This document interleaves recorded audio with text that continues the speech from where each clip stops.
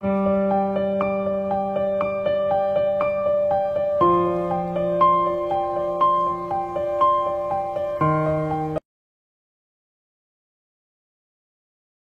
Friends, welcome to my channel. ఈ రోజు మనం ఈ వీడియోలో eternal love of dream episode 10 ని చూద్దాము.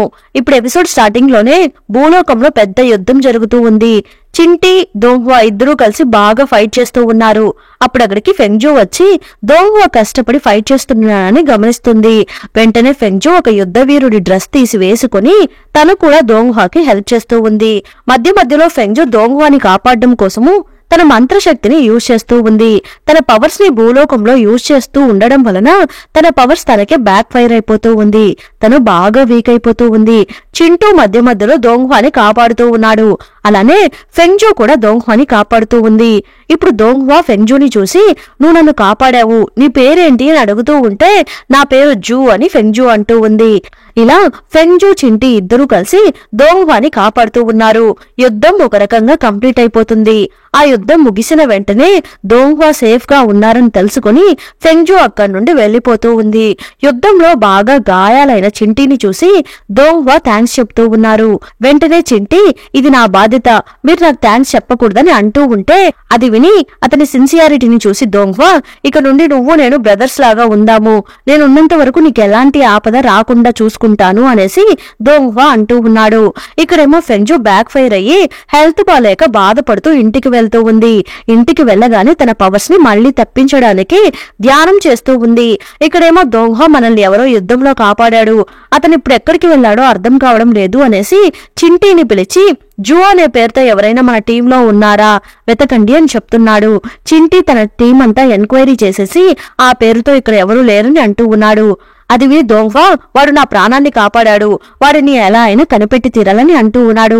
ఇంత పెద్ద యుద్ధంలో దోంగ్వా ఎస్కేప్ అయి వచ్చాడు అనేసి అక్కడున్న ఇంకొక ప్రిన్సెస్ కి పిచ్చ కోపం వస్తూ ఉంది. దోంగ్వా యుద్ధంలో చనిపోతాడు అనేసి అతను హ్యాపీగా ఉన్నాడు. కానీ దోంగ్వా యుద్ధం చేసి సక్సెస్ఫుల్ గా తిరిగి రావడం చూసి అతనికి కోపం వస్తూ ఉంది. ఇప్పుడు రాజుగారు యుద్ధంలో దోంగ్వా గెలిచాడు అనేసి దోంగ్వాని పిలిచి పొగిడేసి, నాకు హెల్త్ బాగా పాడైపోతూ ఉంది, నేను నీకు ఇంకొక బాధ్యతను కూడా అప్పగించాలి అనేసి వాళ్ళ పూర్వీకులు సమాధి ఉండే దగ్గరికి దోంగ్వాని రాజుగారు తీసుకుని వెళ్తూ ఉన్నారు. అందరినీ బయటే ఉండమని చెప్పేసి వీళ్ళిద్దరూ మాత్రము ఆ సమాధి ఉండే ప్లేస్ లోపలికి వెళ్తూ ఉన్నారు. ఆ ప్లేస్ చాలా పెద్దదిగా ఉంది. నేను ఒక ఇంపార్టెంట్ ప్లేస్ దగ్గరికి తీసుకుని వెళ్తాను అనేసి తీసుకుని వెళ్తూ ఉన్నారు. అప్పుడు అక్కడ ఒక చిన్న టేబుల్ లాగా ఉంది. ఆ టేబుల్లో ఉండే చిన్న బటన్ ని ప్రెస్ చేయగానే దాని లోపల నుండి ఆత్మచర యంత్రము బయటకు వస్తూ ఉంది. దాన్ని చూసి దోంగ్వా, ఓహో ఇదే ఆ రాయా, ఇదే మన రాజ్యం యొక్క నిధినా, నేను ఆల్రెడీ దీని గురించి చాలా విన్నానని అంటూ ఉన్నాడు. రాజుగారు వెంటనే, దీని గురించిన నిజము రాజులకు మాత్రమే తెలుసు, ఇంక నుండి నేను దీన్ని నీకు అప్పచెప్పబోతున్నాను, ఇంక నుండి దీని బాధ్యత నీదే అని అంటూ ఉన్నాడు. అది విని దోంగ్వా, మీరేం బాధపడకండి నాన్న, నా ప్రాణాలు ఇచ్చైనా సరే నేను దీన్ని కాపాడుతానని అంటూ ఉన్నాడు. ఆ ఆత్మచర యంత్రము ఈ ఊర్లోనే ఉంది అనేసి చూయన్ కన్ఫర్మ్ చేసుకుని నెక్స్ట్ లెవెల్ ప్లాన్ ని ఎగ్జిక్యూట్ చేయడం కోసము జీహే దగ్గరికి వెళ్తూ ఉన్నాడు. వెళ్లి జీహే ముందర మోకాలి మీద నిలబడి, మీరు నాకు ఒక పెద్ద హెల్ప్ చేయాలి అని అడుగుతూ ఉంటే జీహే వెంటనే, మీకేం హెల్ప్ కావాలో చెప్పండి, నేను మీకు రుణపడి ఉన్నాను, నేను కన్ఫర్మ్ గా మీకు హెల్ప్ చేస్తానని అంటూ ఉంది. ఒక రాయి ఉంది, మీరు దాన్ని కనిపెట్టాలి. ఆ రాయిని మా నాన్న మా అమ్మకి గిఫ్ట్ గా ఇచ్చారంట. ఆ తర్వాత ఆ రాయిని ఎవరో దొంగతనం చేశారు. అప్పటి నుండి నేను దాన్ని కనిపెట్టి మా అమ్మ సమాధిలో పెట్టి పూజించాలని ట్రై చేస్తూ ఉన్నాను, దానికి మీరే నాకు హెల్ప్ చేయాలని అడుగుతూ ఉన్నాడు. అది విని జీహెంగ్, మీ అమ్మ మీద మీకున్న ప్రేమను చూస్తే నాకు చాలా హ్యాపీగా ఉంది, నేను మీకేం హెల్ప్ చేయాలని అడుగుతూ ఉంది. అది విని, చూడు మనం ఇప్పుడు ఉంటున్న ఈ రాజ్యంలోనే ఆ రాయి ఉంది, అదే సమయంలో పక్క రాజ్యంలో ఉండేవాళ్ళు ఆ రాయిని తీసుకుని వస్తే చాలా గిఫ్ట్లు ఇస్తాము అని చెప్పి ప్రకటనలు చేస్తూ ఉన్నారు. ఇప్పుడు మనము ఆ పక్క రాజ్యం వాళ్ళతో చేతులు కలిపి వాళ్ళతో మనం కలిసిపోయి మనం ప్రయత్నిస్తే ఆ రాయి మనకి ఈజీగా దొరుకుతుంది అని అంటూ ఉన్నాడు.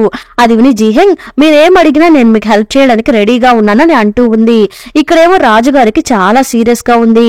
అప్పుడు దోంగ్వాని పిలిచి, నేను చెప్పిన మ్యాటర్ని బాగా గుర్తుపెట్టుకో, నువ్వు దాన్ని జాగ్రత్తగా చూసుకోవాలి అని అంటూ ఉన్నాడు. తర్వాత ఇంకొక కొడుకుని పిలిచి, నువ్వే ఇంటికి పెద్ద కొడుకువి, నువ్వు నీ తమ్ముని జాగ్రత్తగా చూసుకోవాలి అని చెప్పేసి రాజుగారు చనిపోతున్నారు. ఇప్పుడు దోంగ్వా రాజుగారి పదవిని యాక్సెప్ట్ చేసుకుని వాళ్ళ పూర్వీకుల సమాధులంతా పునర్నిర్మించే బాధ్యతలను చేపడుతున్నాడు. ఎందుకంటే ఆ ప్లేస్ కి ఇంకా ఎక్కువ భద్రత కల్పించాలి అనేసి దోంగ్వా ప్లాన్ చేస్తూ ఉన్నాడు. అప్పుడు పక్క రాజ్యానికి చూయిన్ వచ్చి అక్కడ ఉన్న రాజుగారిని మీట్ అయ్యి, నా దగ్గర ఆ రాయిని తీసుకురావడానికి ఒక మంచి ఐడియా ఉంది. ఎవరైనా సరే అందమైన అమ్మాయిని చూసి మైమర్చిపోవాల్సిందే. నాకు ఒక అందమైన చెల్లెలుంది, తనని ఇప్పుడు పిలుస్తాను అనేసి జీహెంగ్ ని పిలుస్తున్నాడు.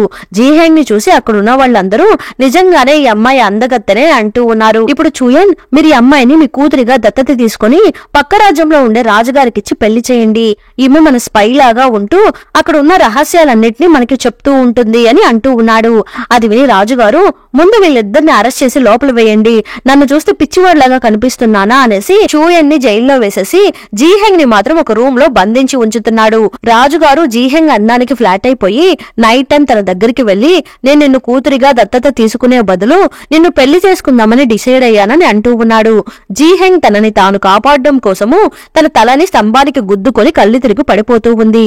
చూయన్ జైల్లో కూర్చొని అక్కడ జరిగే మ్యాటర్ అంతా తెలుసుకుని, ఇంక చాలు, నాకు బ్యాక్ ఫైర్ అయినా పర్లేదు, మన పవర్ ని చూపించాల్సిందే అనేసి తన పవర్స్ ని యూజ్ చేసి అక్కడ ఉన్న వాళ్ళందరినీ తన్ని పడేసి జైలు నుండి బయటకు వచ్చేస్తున్నాడు.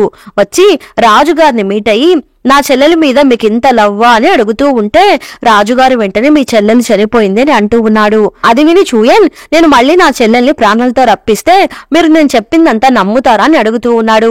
నువ్వు కన్ఫామ్ గా మీ చెల్లెల్ని ప్రాణాలతో రప్పిస్తే నువ్వు చెప్పిందంతా నేను నమ్ముతాను, నువ్వేం చెప్పినా నేను చేస్తానని అంటూ ఉన్నాడు. అప్పుడు చూయన్, నేను మీకు ఇంకొక ఛాన్స్ ఇస్తున్నాను అనేసి ఒక మ్యాజిక్ ని చెయ్యగానే వాళ్ళు ముందు రోజుకు వెళ్లిపోతున్నారు. అదే చూయిన్ ని జైల్లో బంధించే ముందు ఆ కోర్టు సీన్ దగ్గరికి మళ్లీ వెళ్లిపోతున్నారు. రాజుగారు షాక్ అయి చూస్తూ ఉన్నారు. టైం ట్రావెల్ చేసి వాళ్ళు ముందు రోజుకి వెళ్లి మళ్ళీ ఫస్ట్ నుండి మీరు మా చెల్లెల్ని దత్తక తీసుకుని పక్క రాజ్యంలో ఉండే రాజుగారికి ఇచ్చి పెళ్లి చేయండి అని అడుగుతూ ఉంటే రాజుగారు అదంతా చూసి, ఇదేమి విచిత్రము, వీడేదో మంచి పవర్ఫుల్ పర్సన్ ఏమో అనుకొని సరే ఓకే అని అంటూ ఉన్నాడు. చూయిన్ కి మాత్రము వాడి మంత్రం బ్యాక్ ఫైర్ అయ్యి హెల్త్ బాగాలేకుండా సీరియస్ అయిపోతూ ఉంది. ఇక్కడేమో దోంగు అని చింటీ పిలిచి జో గురించి ఏమైనా ఇన్ఫర్మేషన్ తెలిసిందా అని అడుగుతూ ఉన్నాడు. చింటీ ఏమీ తెలియడం లేదని అంటూ ఉన్నాడు.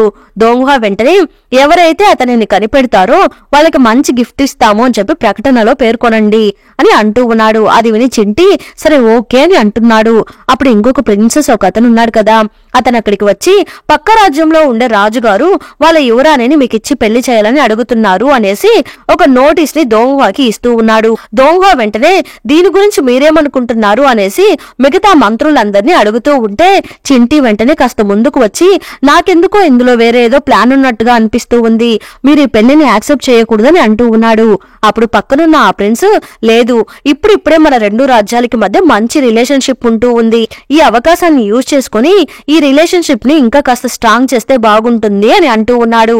అది విని దోంగ్వా, నేను కూడా దీని గురించి బాగా థింక్ చేసేసాను, నేను ఈ పెళ్లికి ఓకే చెప్పబోతున్నానని అంటూ ఉన్నాడు.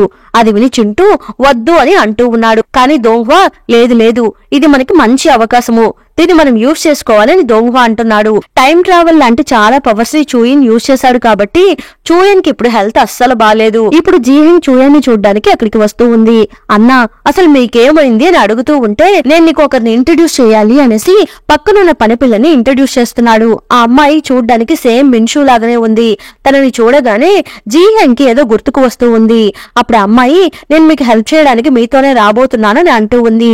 చూయన్ వెంటనే, యాక్చువల్ గా నేను నీతో వచ్చి ఉండాలి, కానీ నా హెల్త్ ఇప్పుడు బాలేదు, నేను నీతో రాలేకపోతున్నాను, ఇది చాలా రిస్క్ తో కూడుకున్న పని, నువ్వు చాలా జాగ్రత్తగా వెళ్ళిరా, ఆ రాయి ఎలా ఉంటుందో తెలియజేసే ఫోటోని నీకు ఇస్తున్నాను, దీన్ని నీ దగ్గరే ఉంచుకో, ఎవరైనా దీన్ని చూసే సిచ్యువేషన్ వస్తే నువ్వు దీన్ని వెంటనే తగలబెట్టేయాలని అంటూ ఉన్నాడు.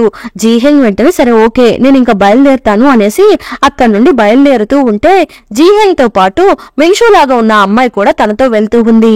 అప్పుడు పక్కనున్న హెల్పర్ చూయిన్ తో, మీకు ఆల్రెడీ పవర్స్ కాస్త తక్కువగా ఉన్నాయి, ఇలాంటి సిచ్యువేషన్ లో మీరెందుకు ఆ పని అమ్మాయి ఫేస్ ని మిన్షు ఫేస్ లాగా మార్చారు, దీనివల్ల మీ పవర్స్ చాలా వేస్ట్ అయ్యాయి అని అడుగుతూ ఉంటే, లేదు, జీహెంగ్ కి మిన్షు ఫేస్ ని చూస్తే బాగా నమ్మకం వస్తుంది, అందువల్ల మనం ఏం చెప్పినా జీహెంగ్ వింటుంది, అందువల్లనే నేను అలా చేశానని అంటూ ఉన్నాడు. ఇప్పుడు దోంగ్హా చింటీని పిలిచి, నన్ను కాపాడిన ఆ వీరుడు మన టీంలో లేకపోతే ప్రజల మధ్యలో ఏమైనా ఉండొచ్చేమో వెతికి చూడు అని చెప్పేసి ఫెంగ్జో చిత్రపటాన్ని గీసి ఇలా చిత్రపటాన్ని చాలా బుద్రించి రాజ్యం అంతా డిస్ట్రిబ్యూట్ చేసి ఆ వీరుణ్ణి వెతకండి అని అంటూ ఉన్నాడు.